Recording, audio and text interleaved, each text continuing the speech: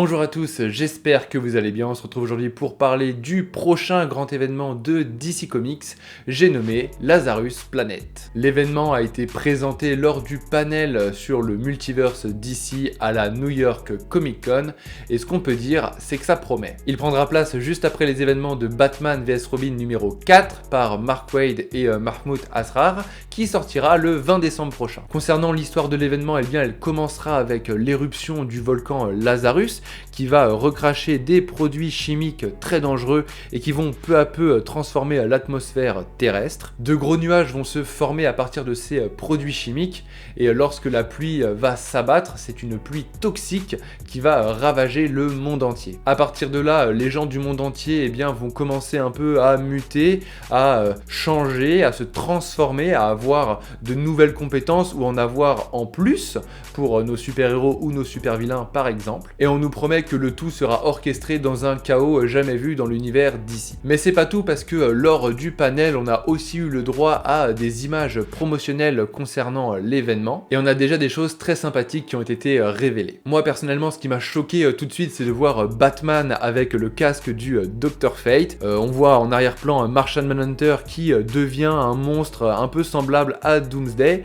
On a Red Canary qui semble s'être transformé en vampire, du moins c'est ce que suggère ces grosses griffes.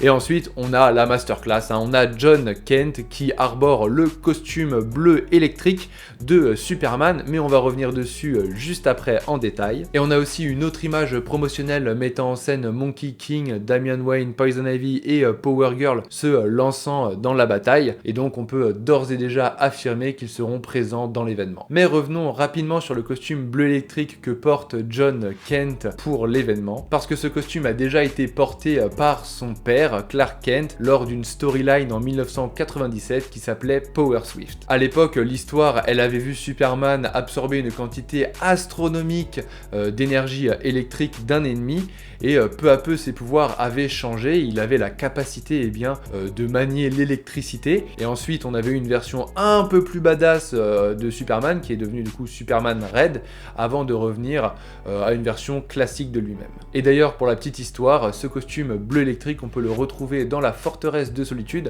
donc la base de Superman dans un numéro des New 52. Mais revenons sur l'événement Lazarus Planet pour parler un petit peu parution. La publication des numéros liés à l'événement s'effectuera de début janvier jusqu'à fin février. On commencera les hostilités avec Lazarus Planet Alpha le 10 janvier 2023, puis Lazarus Planet Assault on Krypton le 17 janvier, puis Lazarus Planet We Once Were God le 24 janvier. Ensuite, ça sera au tour de Lazarus Planet Legends Reborn le 31 janvier, Lazarus Planet Next Evolution le 7 février, puis Lazarus Planet Dark Fate le 14 février, et enfin Lazarus Planet Omega le 21 février. Voilà.